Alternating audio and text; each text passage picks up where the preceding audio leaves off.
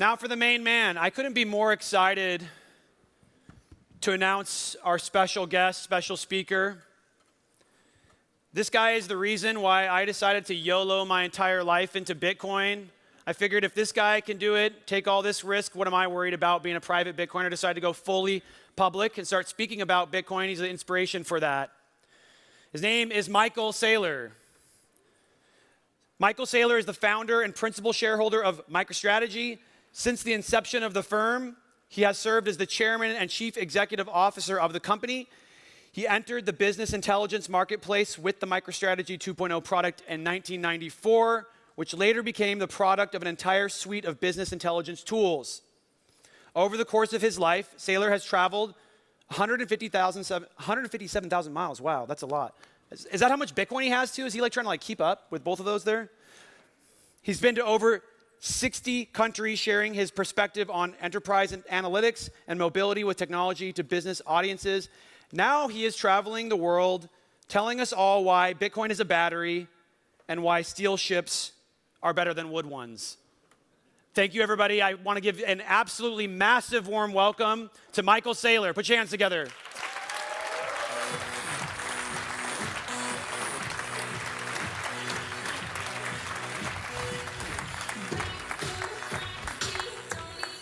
Thank you. Welcome, Michael. How are you today? Thanks for having me. No, thanks for joining us. We're probably going to get right into it because we got some short time, and we'll do about 15-minute Q&A after getting through some questions we got lined up. Is that fair? Sounds good. So let's get started. You've addressed the transaction speed of Bitcoin by comparing it to a granite foundation, and that it doesn't need to move as a treasury asset. But we've also heard you talk about Lightning Network, derivatives, custodial exchanges. How do you see these transaction scaling layers affecting Bitcoin miners in the future? Well, I think there's really three layers that matter. I think the base layer of Bitcoin is essential for an indestructible, immortal money.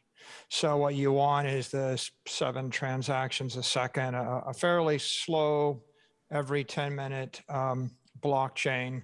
And that's the bedrock of cyberspace. It's the same. I view it as the same as the schist stone that sits underneath Manhattan. And if you have a block of that, whatever it is, you kind of want to know that it's going to be there 100 years from now or 1,000 years from now.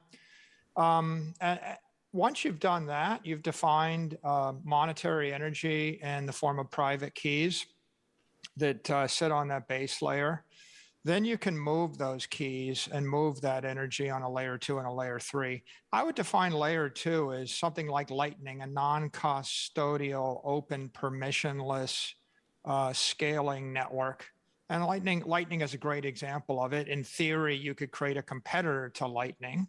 There would also be open, permissionless, non-custodial. But right now we've got Lightning. And then I define a layer 3 as a custodial application. Square, Cash App, PayPal on their proprietary system, Binance, Coinbase, anybody that holds any kind of centralized database with private keys in it could be viewed as a layer 3. Once you've, the mega breakthrough in the history of the human race is to create digital property that could be described with private keys. That's the big idea. Once you've done that, the most important piece of engineering in that system is immortality and indestructibility. You want it to be durable and you want it to last forever. So speed isn't really critical on layer 1. I think with layer 2 and layer 3, you got to have infinite speed, infinite scalability. You pretty much can move the money instantly, anywhere, friction-free, speed of light. And maybe the most important thing that happened this week is Cash App incorporating Lightning into the app. Because if you look at Cash App, which is kind of a perfect example, if you're looking for a model of the future, you've got a digital wallet that handles dollars and handles Bitcoin, maybe handles some other assets. You run it on a mobile device, and then you can either move the Bitcoin on the layer 1 over the course of an hour, and you have access to the same universal permissionless system as anybody else at any scale. Or you can move the Bitcoin on layer 2 via Lightning to any Lightning wallet instantly in a non-custodial way. And that gives Cash App compatibility with potentially thousands or tens of thousands or hundreds of thousands of other websites and other mobile apps spun up by entrepreneurs in any jurisdiction, anywhere, anytime. That's a big deal. Open compatibility at the transaction layer. And then you also have the option to move the Bitcoin on layer 3, cash tag to cash tag for free. And the majority of the world, non-Bitcoiners, they're kind of fine with layer 3s. They're okay with Facebook and Apple and Google and Amazon applications. So that's where a lot of transactions will take place in the compliant world. But the layer 2 is what's revolutionary in terms of transactions. And the layer 1 is what's revolutionary in terms of money. By the end of the quarter, we're expecting 24 publicly traded Bitcoin mining companies. What are your views and recommendations for new Bitcoin mining operations? What do you think the world will look like for small mining companies? Will they continue to be viable, or will this be a space dominated by large public companies with access to ultimately cheap and ready capital? I think the publicly traded miners are the bridge between institutional capital and the traditional capital markets and the Bitcoin and the digital economy. I think there'll probably be more before there's less, but I also think that at some point there'll be a consolidation. I think that they're bringing lots of capital to the entire marketplace right now, and they're tremendously legitimizing from a financial and a political point of view. Today, we've got the Fakhoury ETF that came out. The Fakhoury ETF makes it possible for any registered financial advisor anywhere in the world to immediately, in a matter of seconds, put people's retirement funds into a Bitcoin mining corporate investment and do it with compliant accounting and tax systems that they've been using for 30 years. So those are the on-ramps for everybody, for the mainstream. With regard to Bitcoin mining in general, I think just about anybody can make money Bitcoin mining now in the bull market, and probably for the next decade. It's a pretty good business. It's a great business if you're a publicly traded company with access to reliable, low-cost energy. It's a good business if you're a publicly traded company with access to any energy where you're not going to get a rug pull. It's an essential business if you're a private company and you don't have access to the capital markets. If you're sitting in Iran or Venezuela or China or Mongolia or any place in the world where you're locked out of the financial system and you're looking for a cash business, it's kind of essential. It's okay for hobbyists. I mean, I think if you want to run 2 mining rigs in your home, I guess you can do that. Ultimately, the winners in the space are going to be extremely well capitalized, organized companies. So, if you can raise billions and billions of dollars at a low cost of capital, you'll win eventually. I think that the business is going to get much more competitive more than a decade out. When you get to 2034 and 99% of the Bitcoin's been mined, my view there is if your primary business is Bitcoin mining, by then you should have stacked a lot of Bitcoin. It's like a lot of businesses where, when there's the gold rush, we're in the gold rush period. If you're healthy and you're willing to work hard and you hustle, you can make a lot of money during the gold rush. But by the time the gold rush ends, you better found some gold and you better stored it away, and you need to think about your retirement. So I think my number one investment idea is buy Bitcoin. Always has been, right? Bitcoin is a scarce appreciating asset. The next best asset is hash power, but hash power is a business and it's a depreciating asset. The question is, will your share of the hashing network, will it fall slower than the rate at which the Bitcoin price goes up. And I think that you probably do fine for a decade, but at some point between 10 and 20 years out, this is going to get to be a difficult business if you're not one of the really big winners, right? There'll be a smaller group of miners that will be excessively well capitalized and supported way out. Right now, I think it's just a fascinating business. Maybe to stay on that trail, to optimize their businesses, Bitcoin miners are constantly seeking out cost-effective power, pushing the edge of chip efficiency, driving cooling technologies.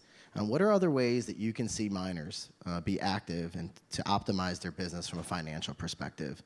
How can Bitcoin miners leverage their assets for strategic growth? What's that look like for them?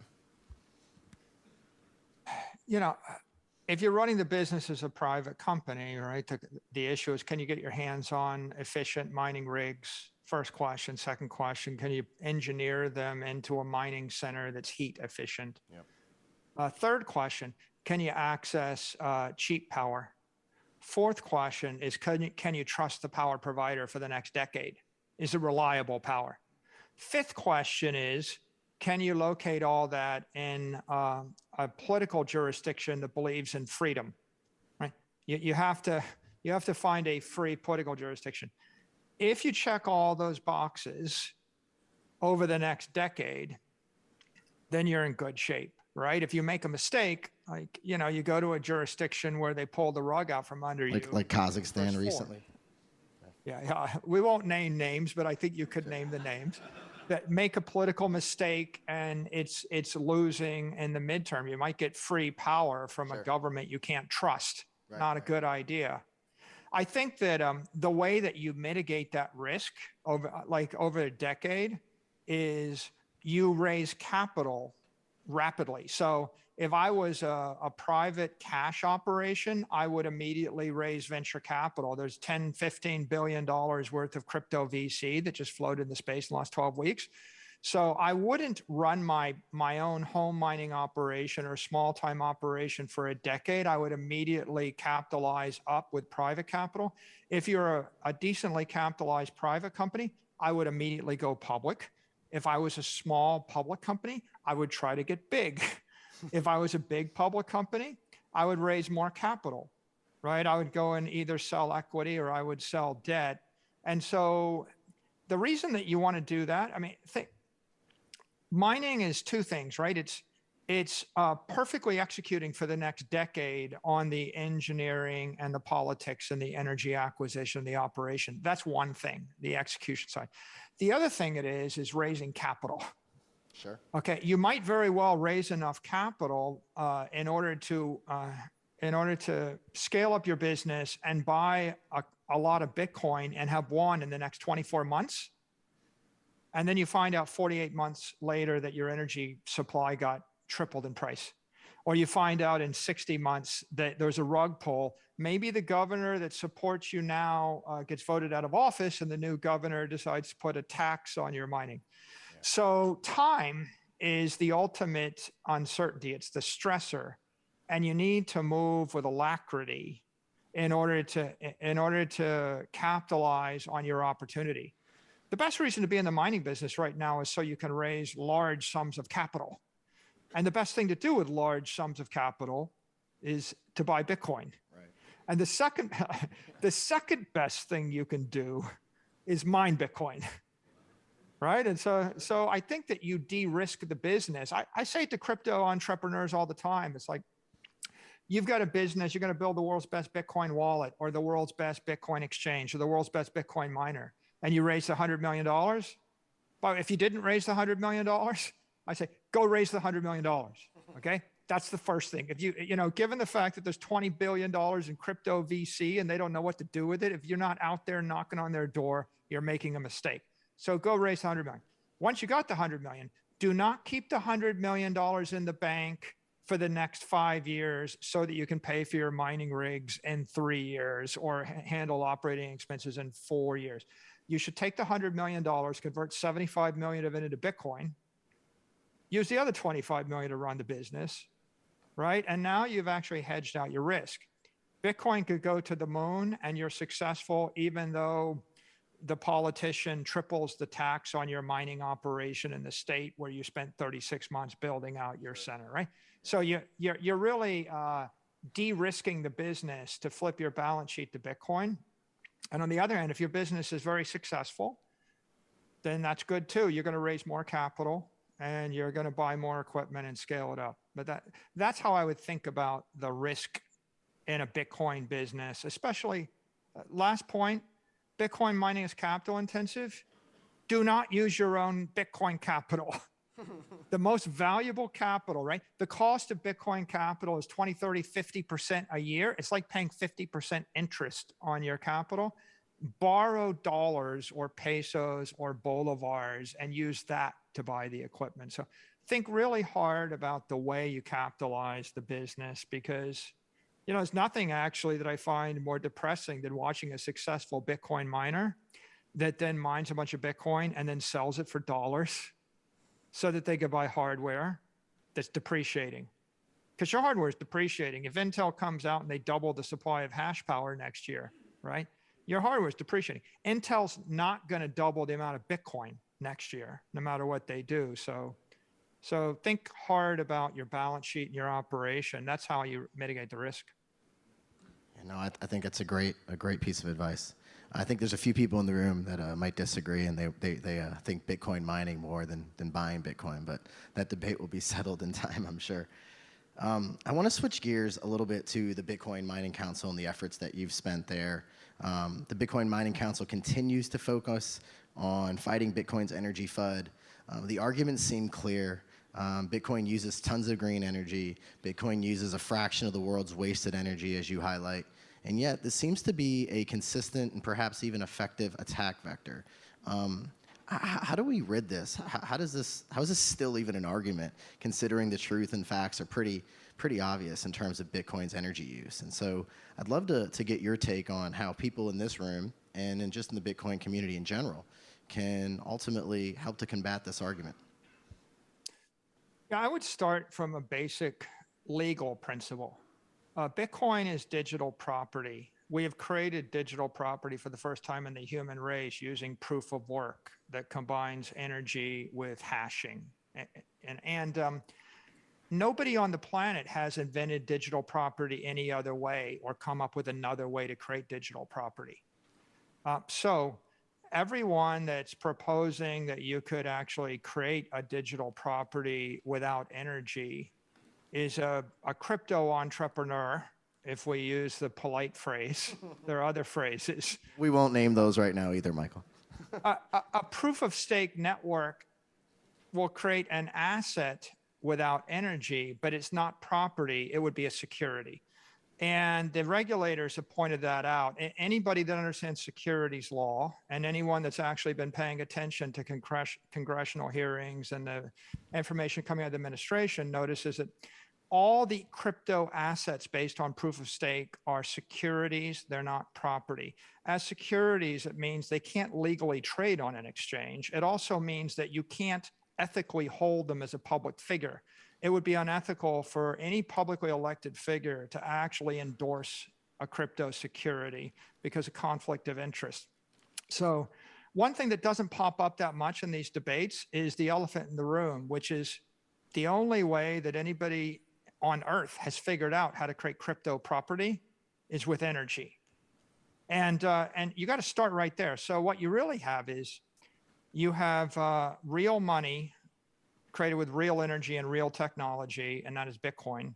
And then you have virtual money created with virtual technology and virtual energy, and that's proof of stake networks.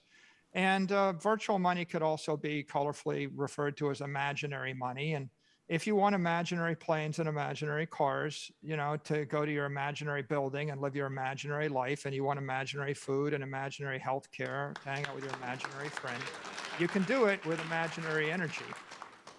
But if you want a real car, a real plane, a real city, New York's built with real stone, real steel, real glass for real people.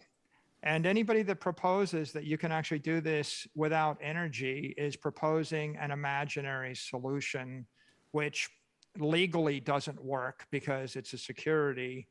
But common sense says, yeah, it's cheaper to live in imaginary New York in the metaverse, but it's not the same thing, right? It's a false equivalent. So I think that when people bring up the energy argument, we should point out that this is a false equivalence. It's money for the universe versus money for the metaverse. Money for the metaverse is going to compete with Fortnite game credits and casino online chips and coupons circulating on iTunes and frequent flyer miles, on the Travelocity network. And, or my open table credits for like a free discount that I never ever use. All of those things are also forms of imaginary money, but they're all securities, at best, if they're transferable, or they're just coupons. When someone comes up, you should just challenge everybody. Name one crypto asset universally acknowledged as property that doesn't use energy, because there isn't one. There isn't one. You won't find one, right? Yeah, there is only one. I think one. that's the point. Yeah, there is one. I think you have most of the room agreeing on that point. Just to hit in on it, why do you suppose their argument has carried so much effective weight, if we're being honest? What do you think? Do you think that they're taking good faith tactics? Do you think that this is a fact that there's just a lack of nuance to the argument, and so you can, blurt out certain arguments that are easy to digest in terms of comparing it to, undeveloped countries' energy use? Like what do you suppose about their argument that's made it so hard for us to just dismiss with the facts on our side? I don't think the stakers have any other argument. I think the crypto entrepreneurs, the proof of stakers don't have any other argument, right? And so this is the argument they have. I would make one other point to the Bitcoiners, which is, I don't think the ESG activists are driving this narrative, nor are the politicians. I really think this is completely an altcoin proof of stake entrepreneurial marketing point. So when someone says, "Oh, I heard blah blah blah, Bitcoin's not ESG friendly" or something, that's not institutional investors. That's not ESG activists. That's not really mainstream politicians. That is almost always being instigated by a proof of stake crypto entrepreneur desperately grasping for relevance. Because if they didn't have that, they're one of 6,500 crypto securities, all of which are unethical to hold, illegal to trade, and every one of them compares unfavorably to whatever Apple, Google, Facebook, and Twitter choose to roll out next. So you really have to have that. There's nothing else that they could cling to. So it doesn't surprise me that they push it. It's just, it would be a mistake for us to take the bait and assume that environmental activists are the ones driving this. It's not environmental activists. It's the altcoiners that are driving the narrative. And they're paying someone, like paying them either with altcoins, or they're actually funding some research, or they're instigating that line of questioning. And generally, everybody they're instigating doesn't understand securities law, or they're a little bit weak on the ethics. Okay. Right? Next time you get called in front of a hearing and someone brings up the subject, you should just look them dead in the face and say, well, you understand there is no legal, ethical way to create digital property without energy, right? So criticizing the use of energy to make Bitcoin run is like criticizing the use of energy to make New York City run, or make your car run, or make your house heat. It's 99.9% used in something other than Bitcoin, right? So it's a silly discussion once you realize that there's pretty much no way to make things work in the universe without energy. Let me tag on that a little bit, because it sounds like we both agree that most, if not all, how should we say this, altcoins are unregistered securities. They are centralized businesses effectively. They're able to organize both politically, marketing, messaging. As we see increased attention from lawmakers and regulators, I'd like to understand how Bitcoiners, who effectively are a decentralized community, how do we combat that? How do we have an effective voice in Washington? How are we able to take the same level, or I guess without having a centralized force? How do we effectively come together? How do we combat this? How do we overcome and ultimately get lawmakers to understand the silly arguments that you just pointed out? Well, I think the good news is that I think the administration's fairly well informed, and they look at the entire crypto world, and they divide it into digital currency, digital securities, digital exchanges, and digital property. And Bitcoin is clearly designated as digital property in that quadrant. And it looks to me like all of the actions moving forward and on the regulatory front are simply clarifying a universe where the digital exchanges, be it DeFi or crypto exchanges, end up getting regulated as exchanges. The digital currencies like stable coins get regulated as currencies, and the altcoins get regulated as securities. And if that happens, I think that'll accelerate the adoption of Bitcoin. There's a common belief, I don't know if it's common.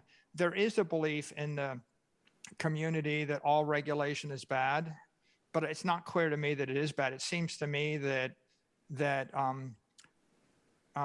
the fact that there are crypto securities, unregistered securities trading with high leverage on high speed on offshore exchanges at the same time as Bitcoin, I think that's not good for Bitcoin. I think that most everything that's bad in the Bitcoin world is inherited from the crypto world. So to the extent that the crypto exchanges get regulated and the regulators clean up that entire marketplace, I think it will cause mainstream institutional investors to appreciate the merits of Bitcoin much faster and much more easily. And I think that you'll see an avalanche of adoption of institutional investors of the Bitcoin asset class. So I guess my point here really is it's happening. And all we need to do is just educate people. Maybe the critical distinction is just digital property versus a digital security, because most people don't really understand the legal, ethical distinction, although it's pretty clear that the regulators understand it. I think Gensler said it like 7 times in the last 7 appearances. Sure. It's pretty clear that the DeFi exchanges will be regulated, the crypto exchanges will be regulated, and that most of the things trading are securities.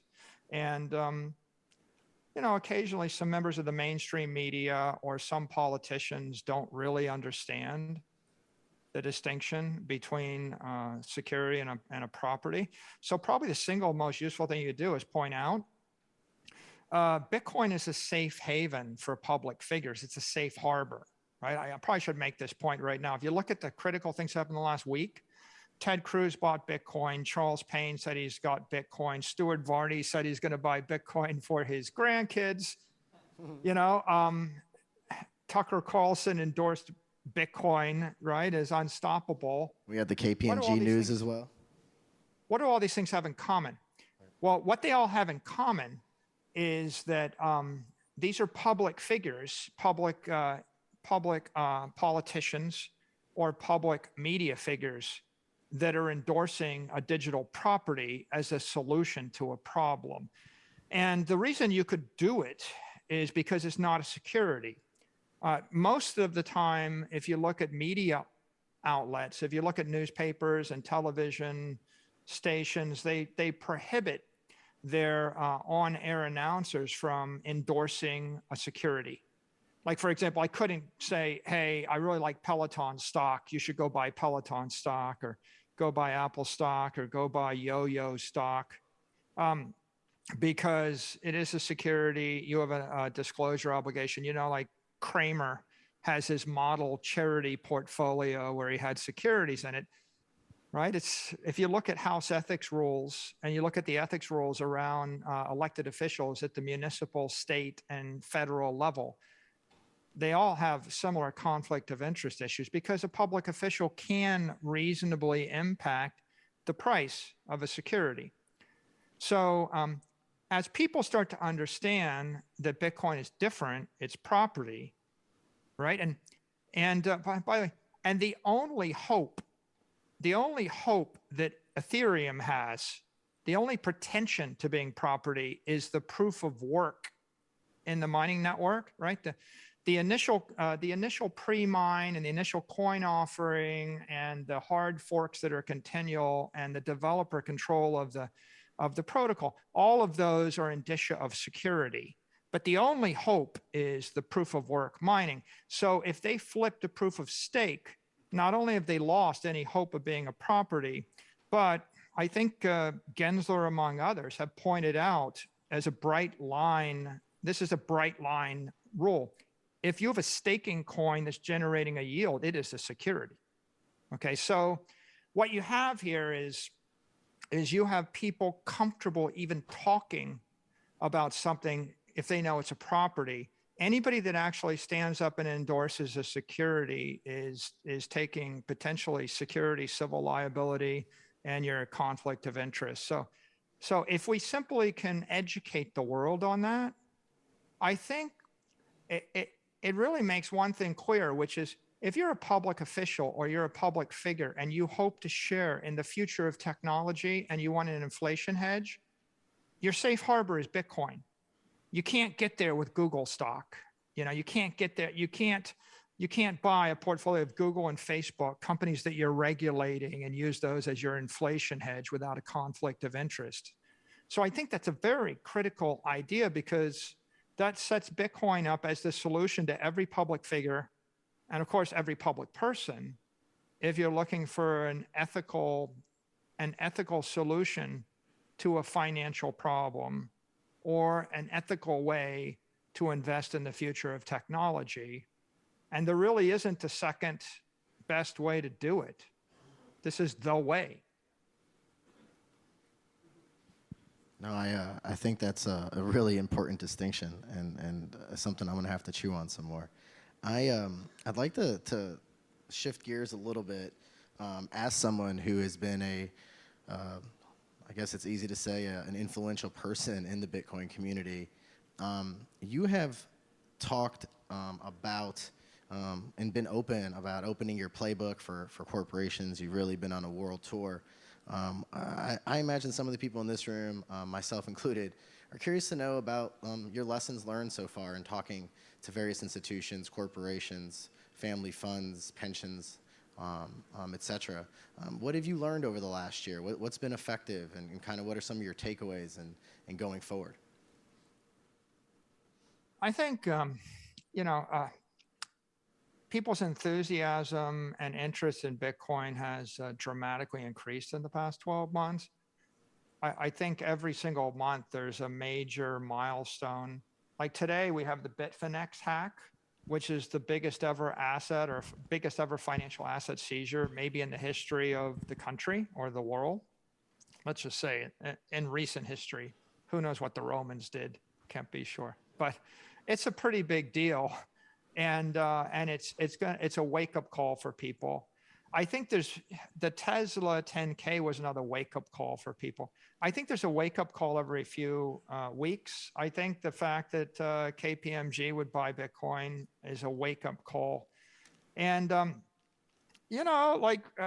Paper Hands Portnoy goes on television and says, Bitcoin's never going away. I'm now Diamond Hands Dave. And he browbeats Stuart Varney into buying Bitcoin for his kids. It's a milestone.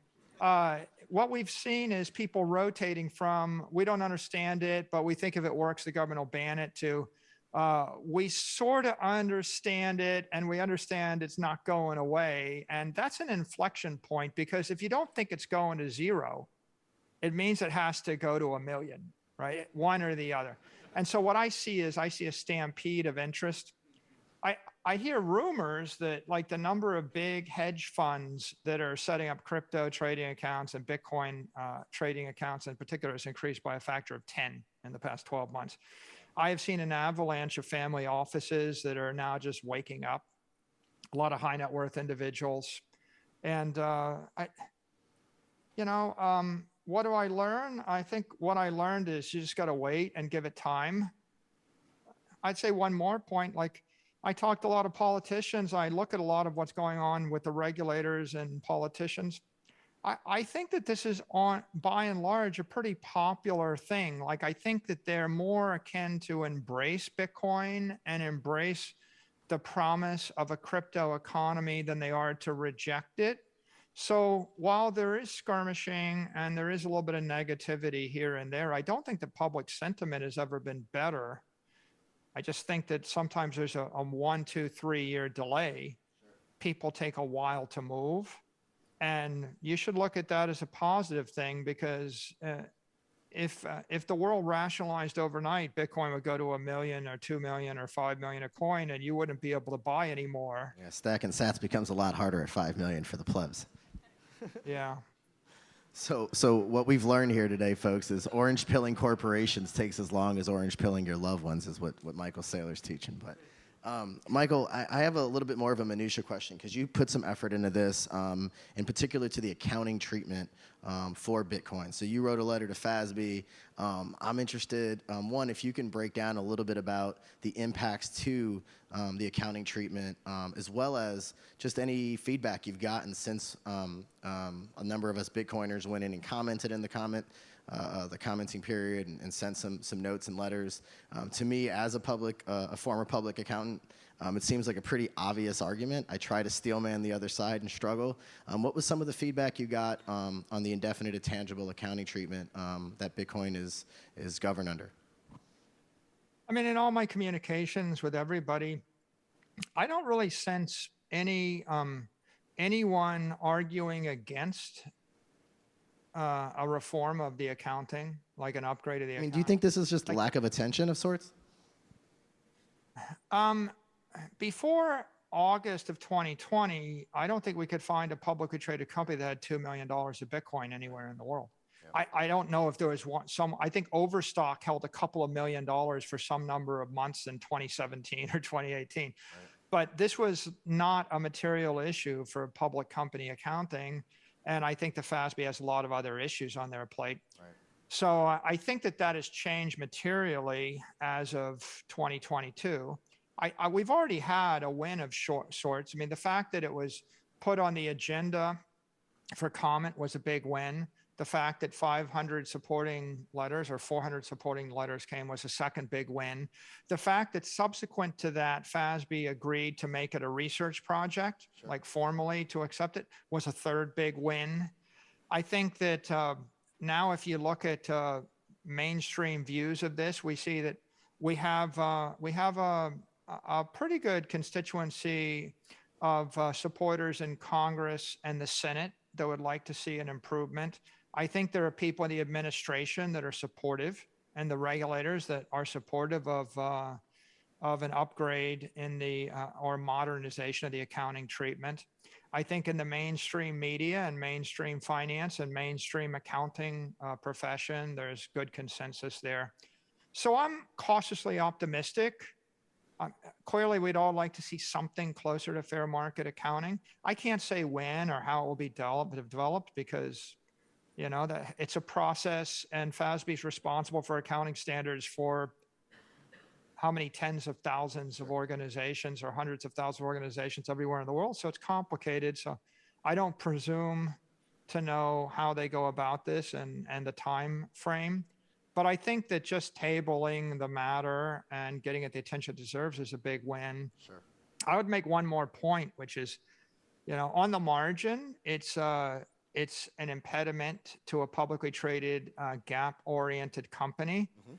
But you can look at it as it's a benefit to everybody who's a private corporation and for early adopters, because if we fixed the FASB issue, if the FDIC announced banks can custody Bitcoin, if the SEC approved a spot ETF, Bitcoin would surge by a factor of 10.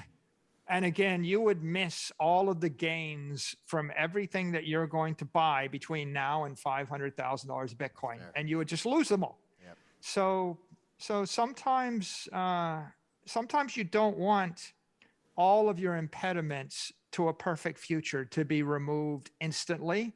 It might be better to progressively remove those impediments one at a time over the course of a decade. So I'm not bothered by the imperfection. I think it's inevitable there will be a change. I just don't know when. I think you're probably right there. One last question, and then we'll do some audience participation. We have like 15 minutes. I think I see a mic on this side. I don't know. Oh, we have another mic there. We probably have time for about 3 or 4. So if you do have a question, feel free to line up at the mics, and we'll try to take at least one question from some audience participation on Clubhouse if that's still going on right now. Awesome. So yeah, just one last question. So we talked about this a little bit before, Michael, but I mentioned to you a famous phone call that Paul Tudor Jones and Stanley Druckenmiller have, and Stanley's on the phone with Paul, and I paraphrase, but he says, you know, man, I made a mistake. I should have bought more Bitcoin, and I intended to. And so Paul's like, well, what'd you buy? He says, well, I bought 20 million. I wanted to buy 100 million, but it just took me too damn long. And so he was worried about the market moving. And so I wonder, in your conversations with various institutional investment managers or corporate finance and treasury folks, like, is this something that they're worried about? Like, are they worried about entering the market at $1 trillion market cap, and perhaps the news of their entry itself, or just them buying Bitcoin, at least in spot fashion, moving the market on themselves? Is this a concern that they share? And how do you overcome that if it is in fact a concern? I don't really think that that's what holds people back. My experience is you could buy $1, $2, $3, $4, $5 million an hour consistently 100 hours in a row, and nobody would know you're buying it. And if you look at the way the market trades right now, there's $1 billion to $2 billion of trading in the secure Bitcoin securities market spot. If you look at those securities, there's another many billions of dollars trading in the Bitcoin spot, and then there's billions of dollars of derivatives. So if you wanted to buy $1 billion in a day, it might be a little bit tricky, but not hundreds of millions or 100 million. I think that a bigger impediment has been some people just want to buy securities. They don't want to buy the underlying property. Like, they want to trade through Morgan Stanley and Goldman Sachs. They don't want to trade through Coinbase or Fidelity. And so I think that the marketplace to trade securities is well developed, and they're comfortable, but the marketplace to trade property is new, and they're a little bit afraid of that. So I think that's a learning curve. It takes truthfully, there aren't a huge number of onshore options for them to trade the property, and a lot of them would take 6 months to get comfortable with that. So I think that there's a little bit of growing there. I think otherwise, this is really just an issue of people understanding the novelty of it and getting comfortable. If I was trading, if I was sitting on that balance sheet, I would go and I would grab $2, $3, $4 billion of Bitcoin in a week. I'd put out a press release on the wire. I would probably double or triple my money in a month. And I would do it because of the reflexivity, and I'd be hoping that everybody else can't get that position in less than a month, because that's the ultimate short squeeze. So if you really understood it, you wouldn't be concerned about the potential of a short squeeze. You would be creating the short squeeze, right? And you would do it in a particular way. So I think there are other dynamics. I kind of feel like the macro hedge funds, the ones that have 10, 20, $30 billion, at some point, someone's going to get into space, so they're going to say, this is my chance to make $5 billion in a hurry. It'll be somebody with permanent capital. The problem with some of the other hedge funds is if they feel like their shareholders could redeem the capital in a matter of weeks or months, then they're scared to death that they might have to announce they were down 10% or 20% for the quarter. And so they're afraid to put more than 1% or 2% allocation. But there's sovereign wealth funds, if you look at the Emiratis, the Qataris, Saudi Arabia, Norway, there's huge pools of capital where people aren't subject to redemption. When they enter the space, they would look at it and say, I'm just going to lean on this thing because it's worth $5 or $10 billion to me. When that happens, that will create an avalanche of dominoes that will fall. And it's just a matter of not if, but when. And at that point, all these people that are saying, oh, it's kind of hard to buy, they're going to be lamenting and say, I can't believe I could have bought $2 billion worth of it when it was 50,000 a coin. And I passed on that because why? Because the only reason you possibly pass on it, there's two reasons. One, you think it's going to zero. But as Diamond Hands Dave says, Bitcoin's not going away, right? So it's not going to zero. And the second reason that you would pass on that is because you're afraid, you're terrified of having a 12% loss for the quarter or for the month. And you think that half of your limited partner capital will get redeemed and people withdraw it from your fund if you have a slight drawdown. And there are some people that live that way. They have to play hyper conservative.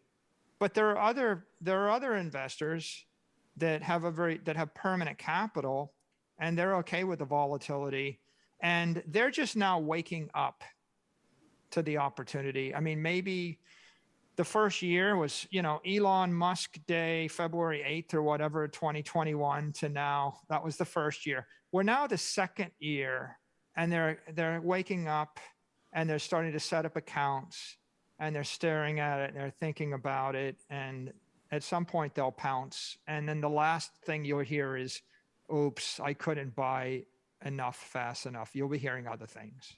Well, there you have it, folks. We're going to go to the audience questions. Thanks, Michael. This has been a fun time.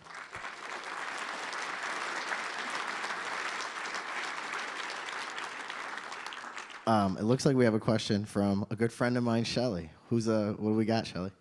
Hey, John, thank you. So this is actually a question that's being fed through Clubhouse from George Papador. He says, one of Ethereum's main use cases has become NFTs driving... Let me start over. No worries. All right. One of Ethereum's main use cases has become NFTs driving value, yet many don't know NFTs were actually started on Bitcoin, such as rare Pepes over Counterparty or even earlier via Namecoin. What do you think of the use of Bitcoin in this way, whether over Counterparty or new implementations via Liquid or Lightning Network? Could you hear that, Michael? Yeah, I heard it.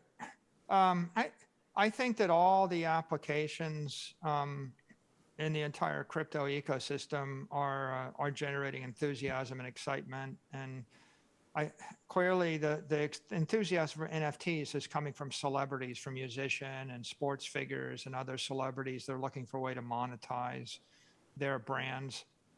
I'm enthusiastic about all the applications that can and will be built on top of the Bitcoin ecosystem. I think that a lot of the funding for the first wave of all these things, like the funding for the first wave of NFTs, was coming from altcoins and crypto security tokens that are trading. And if someone had a $10 billion crypto token and they thought it was going to zero, then you would have an incentive to spend $1 billion in a hurry in order to try to monetize it. So a lot of the hype is coming from that dynamic, which is a tricky dynamic. It's like if someone wanted to pay me $27 million in Yo-Yo coin for an NFT of Sailor Moon, it's a very tempting thing unless I understood that Yo-Yo coin was an unregistered security and I might be abetting a securities fraud, right? But no one's going to offer me $27 million worth of Bitcoin for an NFT of Sailor Moon, I don't think, because Bitcoin is truly scarce and its property.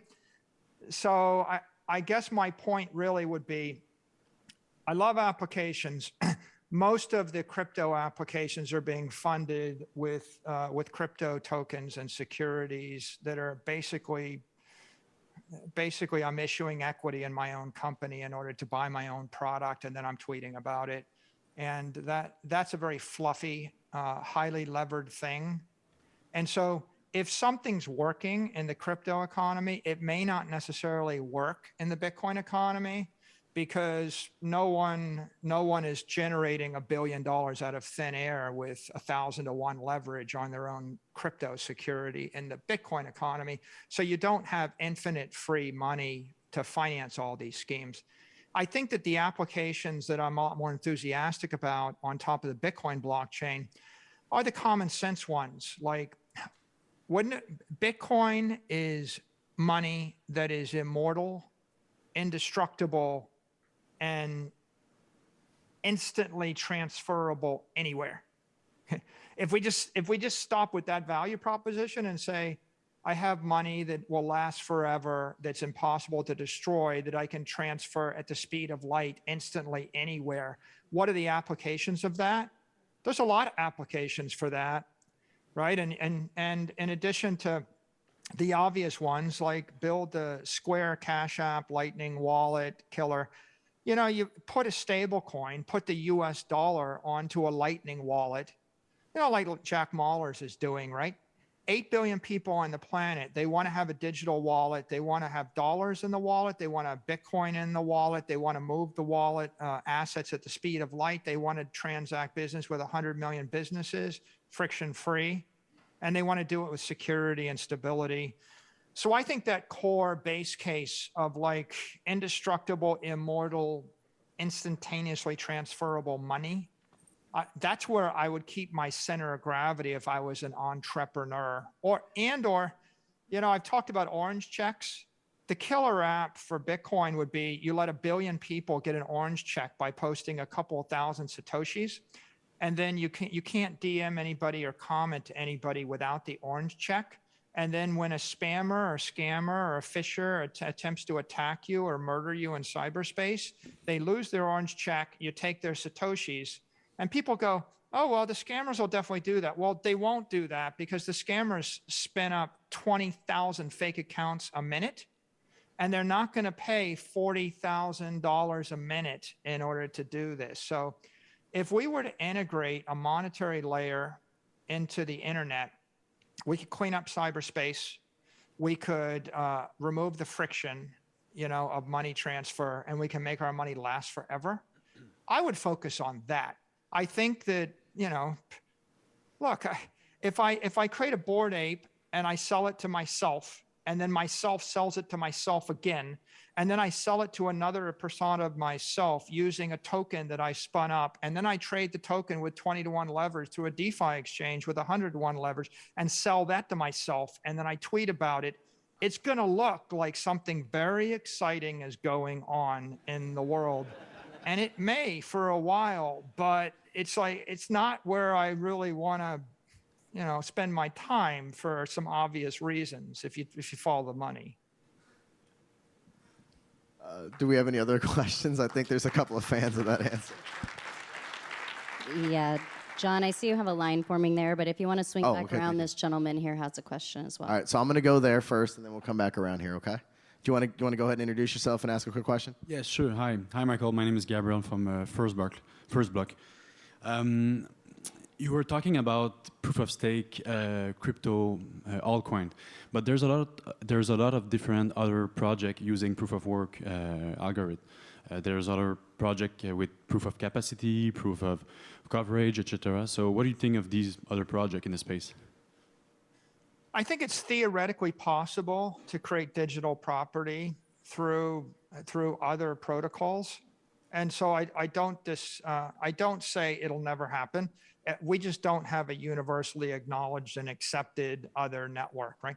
We could have a very interesting exercise where we evaluate every proof of work network and every proof of work fork or other types of consensus methods to see whether or not it is open, permissionless, and fair, and whether or not it is an investment contract or not. So I don't think it's impossible. So I wouldn't say Bitcoin is the only ever example of digital property. I just say that right now, Bitcoin is the only commonly acknowledged one. It's the only safe harbor if you have large sums of money.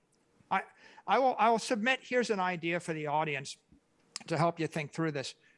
If China were to announce China Coin, and if China said it is now illegal to mine Bitcoin, but they forked Bitcoin and said it is legal to mine Bitcoin in China, but only in China, and it is legal to hold China Coin on an exchange, and it is legal to trade China Coin in China.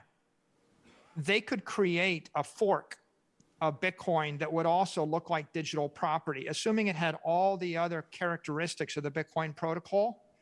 The only difference is it's just something you can mine in China.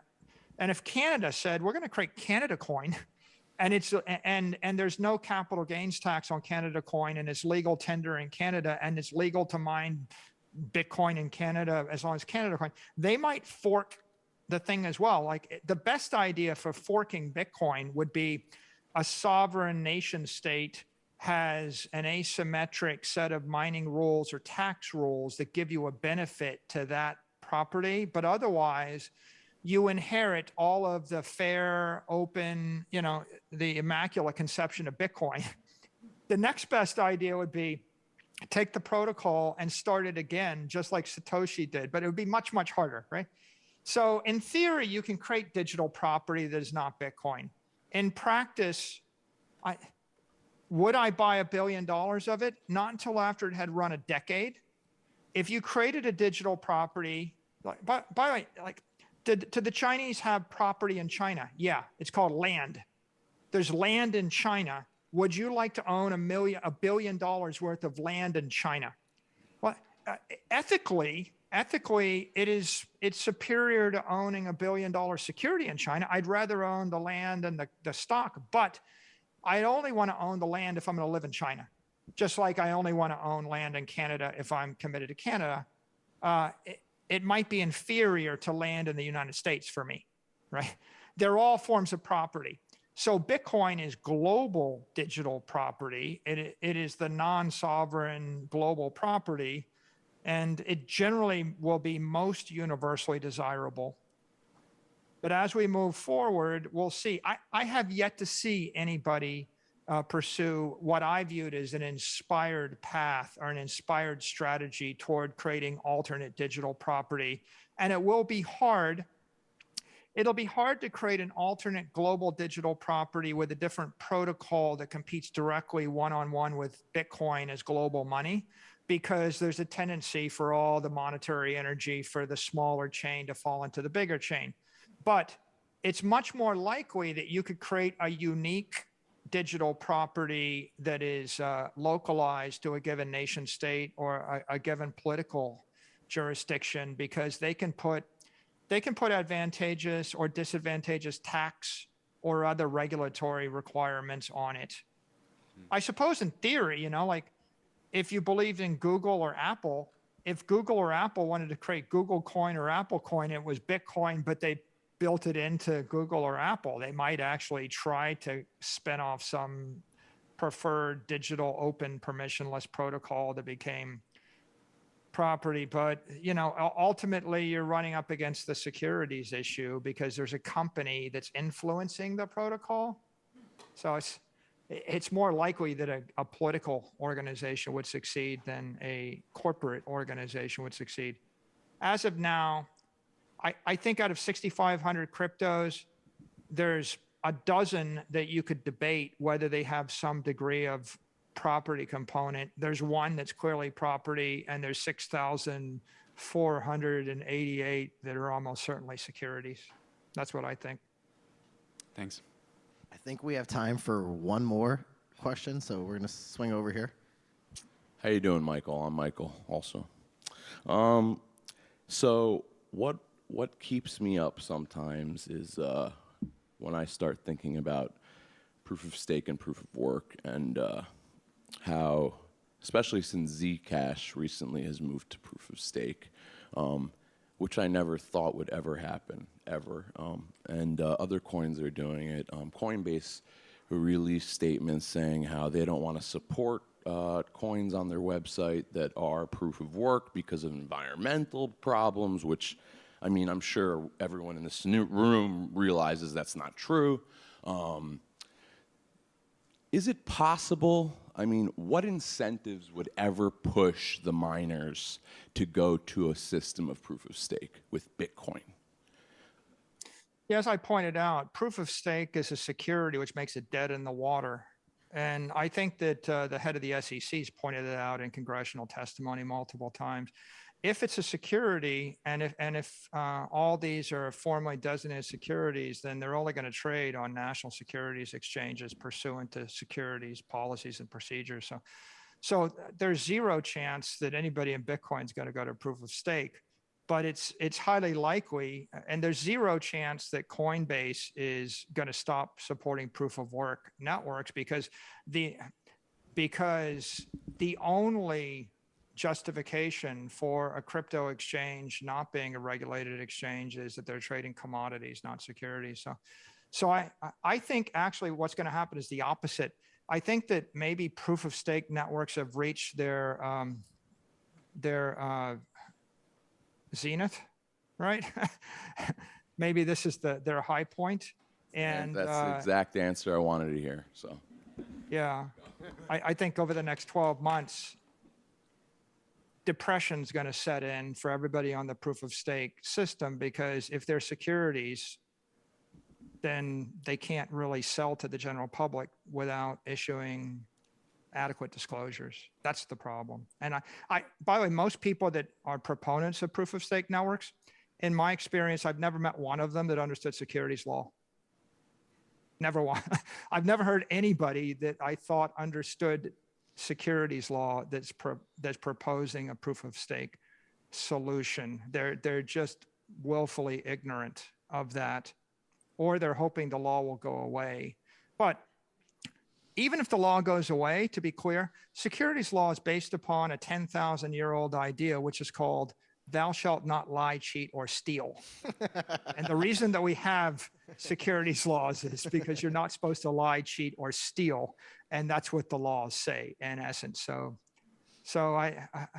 I'm not optimistic, because I don't say there's no way to create a digital property that's fair and permissionless and open and not a security with anything other than the Bitcoin protocol, but I have yet to see it. And so when I see it, it'll be interesting intellectually. And then 10 years after we see it, if it runs, on pizza day, Bitcoin's monetary policy was set in stone, and Bitcoin was worth like a penny or 2 pennies a Bitcoin on pizza day, right?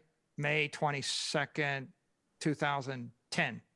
So MicroStrategy is putting billions of dollars into Bitcoin, and we're doing it 12 years after the day when the monetary policy was set in stone. So show me another protocol and then run it for 10 years with $100 billion on the network and have it be hack proof and maintain its integrity. And after a decade, then I would evaluate it, and we can have a spirited debate or analysis about whether or not I think I want to invest large sums of money in it, or whether institutions will adopt it, or whether it's suitable for a public figure to ethically endorse. But I really think that the example that was set by Bitcoin over the last decade is a very high bar ethically and technically and financially for anybody else to overcome. And every time you hard fork, you restart the clock, right? Every time the Ethereum difficulty bomb gets pushed back, or every time they change the policy, you restart the clock for a decade. And that's the primary issue from a common sense point of view. We need to just be prudent. And given the conservativeness of everybody that I've met, like I'm meeting people that 12 years after Bitcoin hasn't changed, and after I put 4 billion on it, they're like still afraid. Okay, imagine how they would feel if you say, last month we shipped a new release which changed everything and we're not sure how it works, but I sold a crypto chimp to myself with it, through an anonymous account. You want to give me $1 billion?